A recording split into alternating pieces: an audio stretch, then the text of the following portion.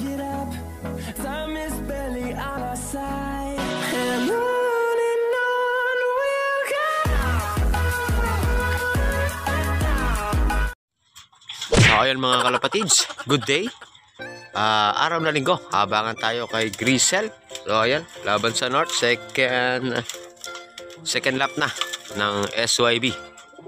Okay mga kalapatids, ito yung forecast. Yun. So abang-abang na tayo kay Grisel. Nung nakaraang linggo, ano siya, mabilis.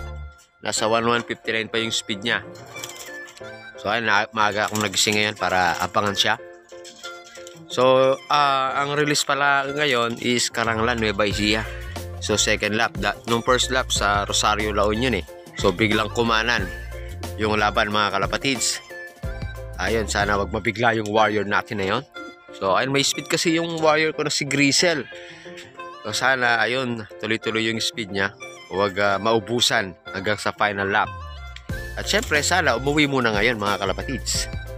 Ito habang nag-aabang. So mamaya may tuturuan akong tatlo dito, yung mga bago nating YB. Ayun, biglang dami sa lap natin ulit. Ito yung mga checkered na yan. Tatlo yan eh. Ito pa yung isa. Yan. So yung mga iba, okay, batcher na. So kalaban natin sa South yan. Ngayong darating na laban sa South. Okay.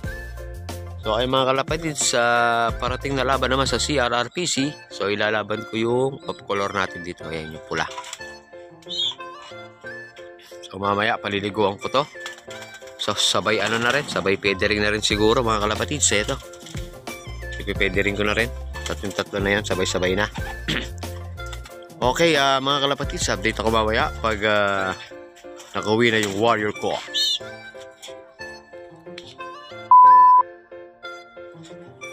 Okay, time check 7:32 AM mga kalapatids. So eto, malapit na. Malapit na sana. Ayan. So ayan mga kalapatids, habang nag-aabang. So ayan, meron tayong bagong pares dito. So yung dalawa na to. Yan. Mga maparas line. Ito yung anak na 313 yan. So ayan, bago siya nawala, ayan, nakapag-serve na tayo ng anak niya. Isa. Tsaka isa doon.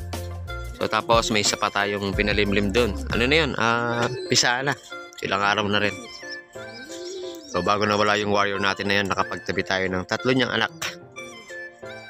Bago siya nawala ng kalbayog. Ayun. Sayang, di nakauwi yung warrior natin na yun. May kalbayog finisher na sana tayo mga kalapatids. Sayang si Us 313. Sana makauwi pa yung warrior natin na yun. Oh. Okay. Yun. Ako'y nag-aabang na.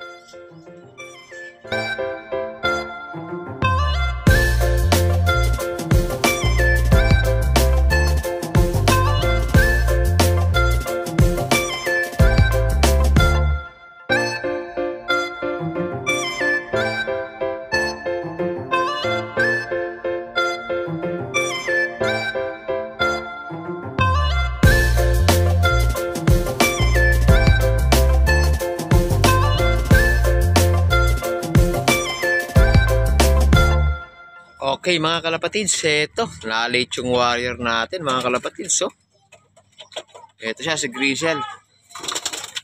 Medyo na-late siya ng dating. O kanina pa natin inaabang. No? Hindi ko na nakita yung pagdating niya.